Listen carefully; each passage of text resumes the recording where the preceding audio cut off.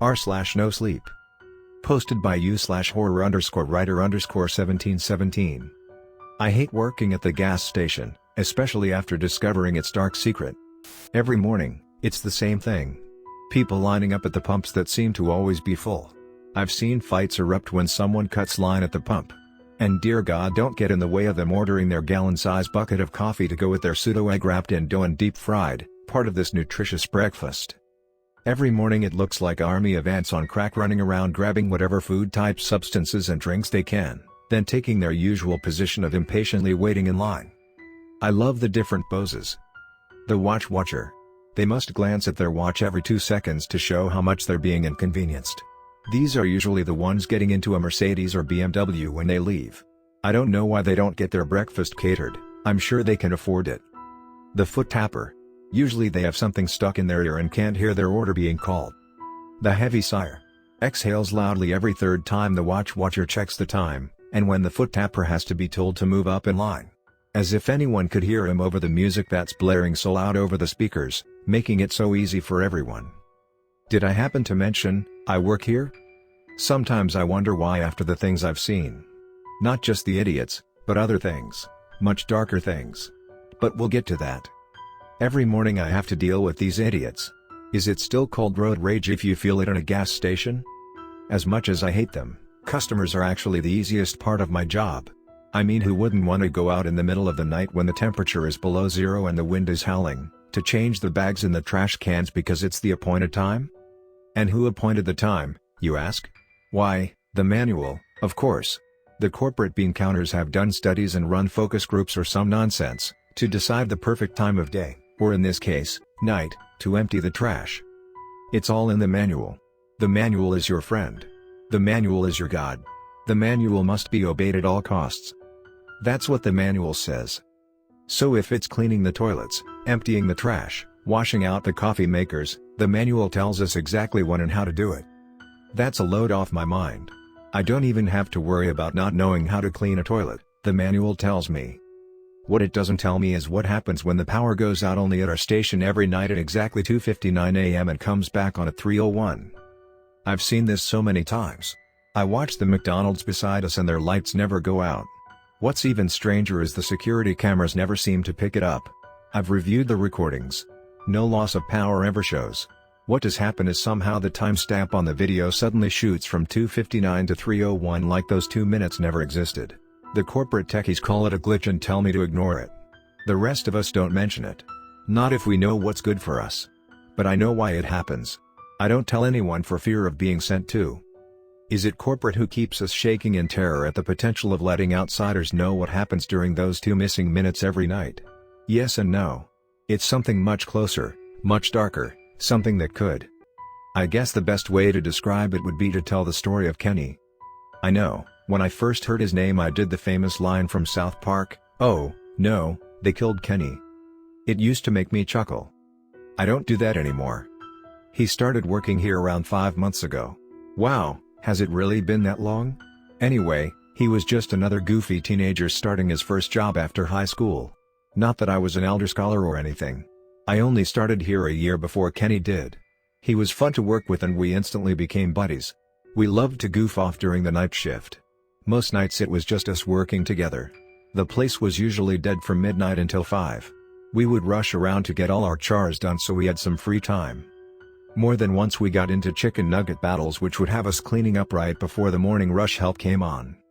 We found out exactly where the cameras could and couldn't see and hid from them while we held our battles. We became so good at it that the night security guys would call and ask where we were. Yes, the corporate bean counters monitored us night and day. Big Brother was always watching. More than once we discussed the option of tearing down the cameras and visiting corporate headquarters to shove them. Well, in some very interesting and anatomically uncomfortable areas of management's collective persons. But as for what happened to Kenny, we were having one of our Nuggets battles when Kenny gave a shout. I went over to see what was wrong and found him holding his cheek. He said something sharp hit him. I told him I was just throwing nuggets when he looked down and found the offending object. He picked up a nugget that was broken in half, but there was something sticking out of it. We looked and there was what looked like a woman's diamond engagement ring. We debated back and forth how it could have gotten lodged in there when Kenny pulled it out and found the meat perfectly formed around it. "I don't think it got stuck in there," Kenny said. "I think it was processed this way." "That would mean," I said, "that someone was accidentally processed in the meat machine." "Are we sure it was an accident?" Even as the words came out of my mouth I knew how ludicrous they sounded. That kind of thing only happened in the movies, didn't it? Kenny's eyes locked on mine and I could tell he was thinking the same thing. I looked up and saw that we were in the camera's view. "Stick that thing in your pocket, quick," I said. Kenny obeyed and we went about cleaning up as usual, but I could tell it was bothering him. "Forget about that thing, man," I told him. "It was just some weird coincidence." "How many chicken nuggets have you eaten from this place?" he said with a haunted look in his eye. I thought for a moment, knowing the answer was much higher than I wanted it to be. In fact, thinking about the ring and the potential source for the meat and the nuggets made me feel ill. "Doesn't matter, I won't be eating any more." "What about that poor woman and her family?" "What about her?" I said, my eyes nervously darting toward the nearest camera. "Doesn't she deserve more than that?" "What do you want me to do? Hunt down her family and tell them where we found the ring?" Kenny's eyes lit up. "That's exactly what I'm going to do." "Count me out of that, man," I said, hoping it would be enough to give him second thoughts about it. He shrugged and went about his cleaning duties. But from that moment on, he changed. Every time he was on break he would be looking things up on his phone. More than once I glanced over and he was looking at missing person sites and making notes on ones that were in the area. The longer he investigated this, the less he was interested in anything else. I swear it was like he was slowly turning into a zombie. All he did was stare at his phone and make notes. One day I came in the break room and he was just sitting there motionless. His eyes were open but focused on some point off in the distance. It was the creepiest thing I'd ever seen. "You okay, Kenny?" I said. He slowly turned toward me like some possessed doll. "I'm fine." Okay," I said. "I know who she is." Who is?" "The woman whose ring we found." "Okay. Who is she?" "She worked at the distribution center." "You mean the company's distribution center? Where we get all our products?" He nodded slowly. "How did you find that out?" I asked a lot of questions. "Asked who?" He stared at me with an intensity in his eyes I'd never seen before. "People." "What people?" He turned slowly and looked up at one of the cameras. "It's not important," he said, looking away from the camera and resuming his unfocused stare. "You okay, man?" "Yeah, I'm fine," he said in a monotone voice. "It's just..." I waited for a long moment for him to finish his sentence but he just sat there like someone had hit his pause button. "Just what?" I said. He jumped like I had startled him awake. "What? What do you mean, what?" I said. "You were talking and just stopped." "I did?" "Yep. What was I saying?" "That's what I was trying to find out." "What?" "Yep." "Yep? No, what?" "What?" I shook my head in frustration. "Never mind," I said, walking away, leaving him sitting there staring into space. I couldn't figure if he was messing with me or if something had happened. Had he really been tracking down where that ring came from? Had he really run across some people who had scared him so bad they turned him into this zombie? I decided it was time for some answers. After our shift was over, I followed him home. Only he didn't go home. He drove to the distribution center and parked on a secluded spot outside the fence where his car wouldn't be seen. I waited for him to get out of sight before I parked my car and followed him. He stalked through the woods outside the fence for a while until he came to a section that came apart when he pulled on it. He slipped inside and I followed suit after he was out of sight. I came around the corner of the massive building and found him sitting at a picnic bench, smoking a cigarette. I stayed back and watched, shocked that I'd never seen him smoke before. I wondered why he would break in here just to smoke a cigarette. The answer came quickly. The door of the warehouse opened and 3 people stepped out. I held my breath thinking he'd been caught, but he was calm and continued to sit at the bench. In fact, the people who had come out began talking to him. He even offered one of them a cigarette. It was then I realized they were in the same outfit he was wearing. The company didn't have different uniforms for those who worked at the stations and those who worked in the distribution center. They chatted for a few minutes, then they all got up and went back inside, Kenny included. It was brilliant. He slipped right inside, no fuss, no muss. I figured, what the hell? It worked for Kenny as I walked up and sat at the same picnic table. I didn't know how long it would be until the next break, so I tried a different approach. I knocked on the door. For a few minutes, no one answered. Each time I knocked I became more anxious that a security guard would show up and arrest me for trespassing. Finally, after knocking, the door opened. I stepped back when I saw a security guard standing there. I hesitated. "Well?" the large man said in a deep voice. "Well, what?" was all I could think to answer back. "Well, are you gonna come in or not?" It took my brain a moment to comprehend what he'd said. "Sorry, yes," I said, diving through the door. He shut it behind me with a loud bang. It sounded like my doom. I knew he was onto me. He was just getting me inside so he could contain me and I couldn't get away. I stood there, vapor-locked, unable to move for fear of what the guard would do. He stared at me. His eyes boring into mine as though sucking every secret out of me. "What do you think you're doing?" he said. "I don't know what you mean." "Yes you do," he said, folding his arms in front of his massive chest. "No, I promise, I don't know anything," I said, hoping my knees wouldn't start knocking. "All right, enough of this," he said. I started to shake. I'd never been to prison. In fact, I'd never gotten in serious trouble in my life. And now, here I was, breaking and entering. Even though I didn't really break, I just knocked and entered. I wondered if the judge would take that into account. "You've had your break, now get back to work," he said. I stared at him, dumbfounded. "Excuse me? You heard me, the company doesn't pay you to stand around, get back to work." "Yes, sir," I said, feeling the weight of a prison sentence lift from my shoulders. I took a step then stopped. "Which way is it to where they process the chicken nuggets?" The guard rolled his eyes. "Freaking newbies," he muttered.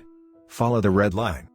He pointed at the floor where several different colored lines ran down the middle of the hallway and disappeared into the distance. "Thanks," I said, quickly following the red line away from him. It led down a long hallway and right up to a large set of double doors that read, "Processing." I looked left and right but there was no sign of Kenny. I stepped in through the double doors to a huge room full of conveyor belts. I looked around, but it was impossible to tell anyone apart when they were wearing hairnets and face masks. I hadn't made it 2 steps until I heard, "What do you think you're doing?" A woman, dressed in a white coat, accosted me. "You know you're not supposed to be on the floor without your hairnet and mask on." She shoved a hairnet on my head then hooked a mask around my ears. "Now where's your station?" I said, my eyes darting around as she watched me impatiently. "How long have you worked here?" she said, seeing my indecision. "First day," I lied. She sighed heavily. "You're not even supposed to be on the floor yet. You have videos to watch." I shrugged. "Wait here," she said. "I'll go find someone to take you upstairs and start your videos." I waited long enough for her to leave the room, then I roamed around trying to find Kenny. I walked past line after line of people sorting through chunks of meat, tossing aside parts that weren't usable, or at least weren't usable for the main product. The bad parts were tossed into plastic bins. As I walked by I saw some interesting things in the bins. There were little pieces of shiny objects, dark blobs I couldn't identify, rocks, loose change, and I swear I saw a finger. As I passed, the people on the line took a second away from their work to shoot me nasty glances. I guess having someone stare over their shoulder who wasn't a supervisor was taboo. As I walked by, someone grabbed me and pulled me over to the line beside them. "What the hell are you doing here?" Kenny hissed. "Looking for you," I said. "Okay, you found me, now get out of here," he said, going back to sorting. "Not until you tell me what's going on," I said, standing beside him and sorting pieces of meat. "If I promise to tell you everything later, will you leave?" I hesitated. My curiosity had been piqued. "What the hell is going on here?" I said, tossing a piece of rotten-looking meat into a bin. He sighed. "Later. We can't talk about it now." I grimaced, knowing that he wouldn't let me in on the secret. I glared at him when suddenly I saw the supervisor come back and look for me. "Promise me we'll talk about this tonight at work," I said. "I promise." I turned around and walked away from him. She saw me and made a beeline for me. "What were you doing on the line when you haven't been properly trained?" "Deciding." "Deciding what?" "That this job isn't for me," I said, handing her my hairnet and mask. "I quit." She stared at me, jaw hanging open as I stormed off. I glanced back to see her narrowing her eyes in Kenny's direction. I made my way back out to the hallway and followed the red line back to where I had come into the building. I reached the exit door when I heard a familiar deep voice. Decided it's not for you, eh? I turned to see the security guard who had hit me on the way in. That job's not for anyone, I said. Yeah, it's no tiptoe through the tulips. What? It's an old saying, never mind. Why are you going out this way? I suddenly remembered I was on the wrong side of the building.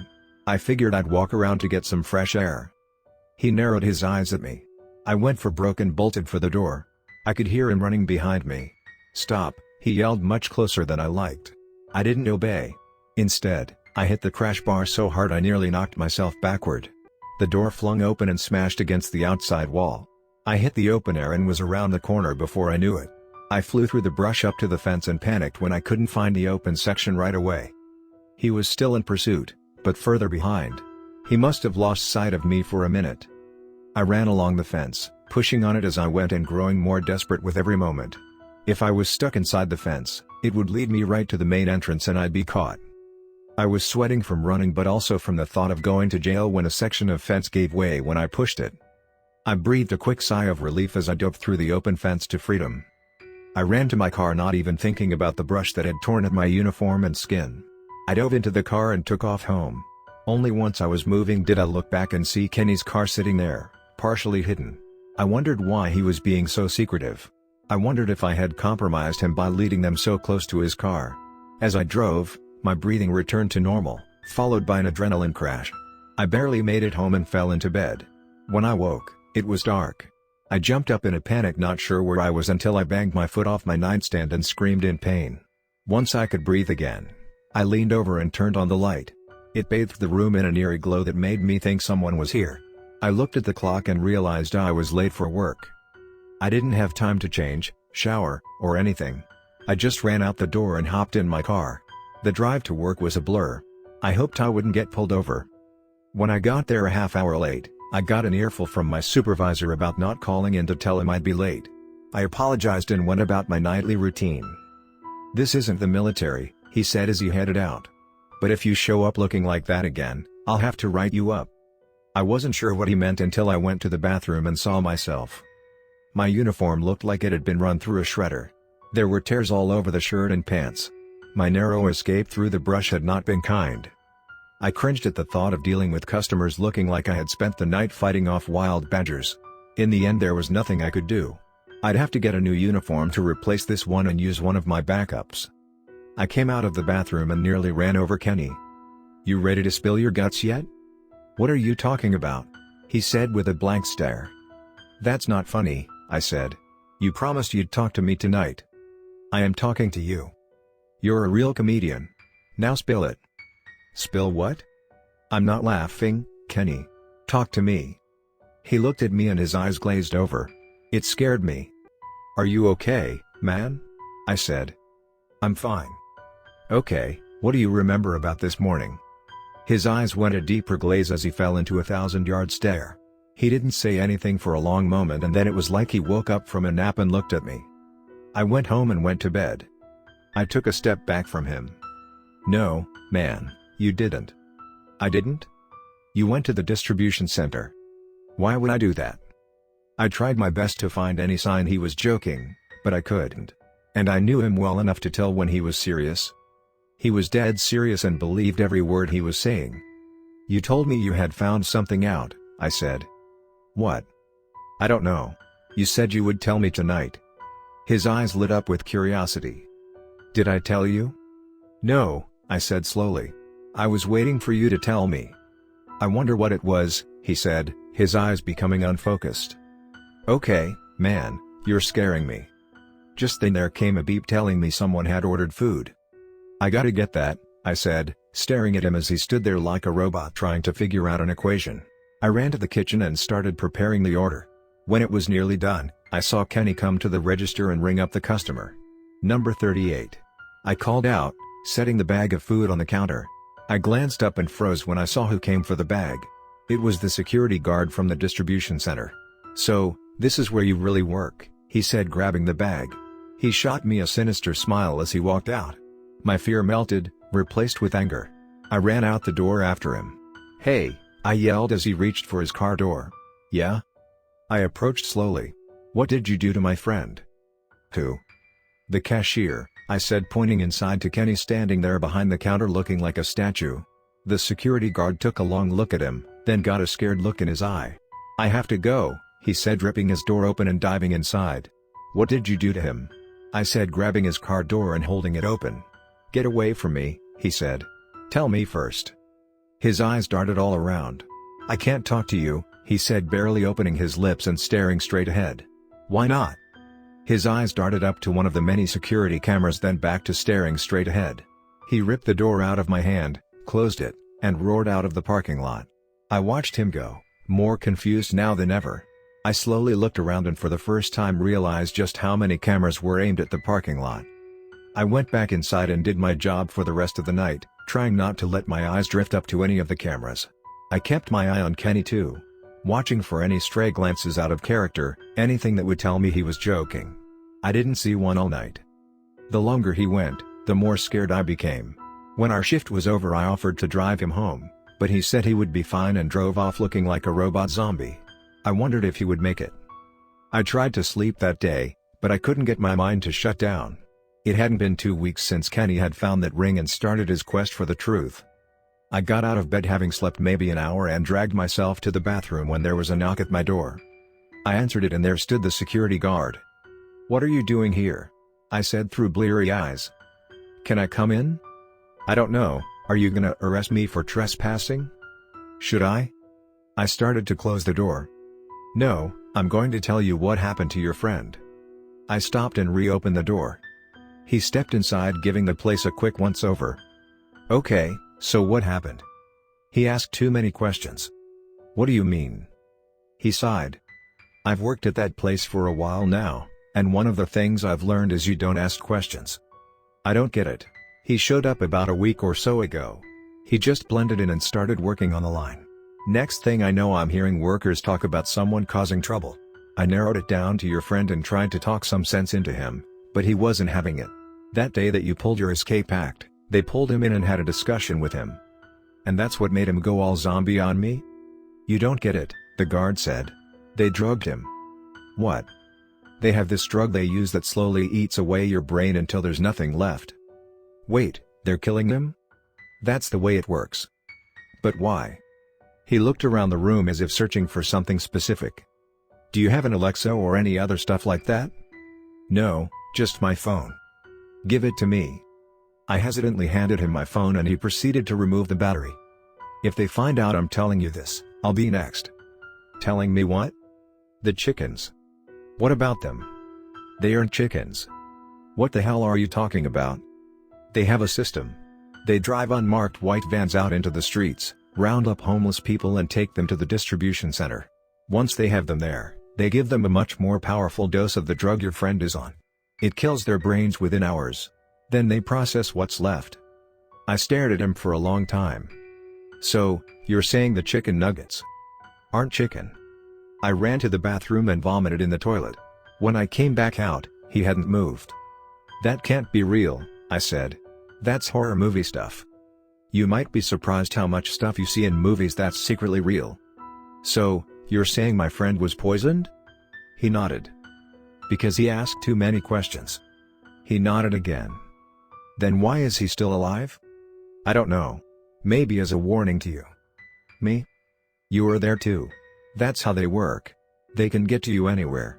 They can slip it into your food or drink. They can mail you a letter with the drug on it. They can slip it on your car's door handle. It isn't just street people they grab. Protesters, whistleblowers, anyone who threatens their business. Do you know how many people disappear in this city every day?" "No." "Let's just say they process a lot of chicken. What about all those workers? Wouldn't they know it wasn't chicken?" "They give them a lower dose, just enough to keep them from asking questions." I looked around the room. "Okay, where's the hidden camera?" His eyes darted around. "What camera?" "The one for the reality show or whatever you and Kenny are in on to prank me." "You don't believe me?" "I don't believe you." He hung his head. "I stuck my neck out to come warn you." "Well, I appreciate the warning," I said sarcastically. He turned and walked to the door. "Just keep an eye on your friend," he said, opening the door. "And watch out for white vans." He closed the door behind him. It was nearly time to go to work. I shook off the thought that was clinging to the back of my brain. What if he was right? I showered and dressed and made it to work on time. The shift was uneventful except for my continual attempts to snap Kenny out of it. He didn't respond. It was just before 3 a.m. when I saw a white van pull up. No one got out of it, and I couldn't see inside because it had tinted glass. I shrugged it off and went back to my job, mopping the kitchen floor. The guard's words came to me as I was doing my chores. I looked back out at the white van, but it was gone. I shrugged and went back to cleaning. A few minutes later I came out of the back room because someone was yelling.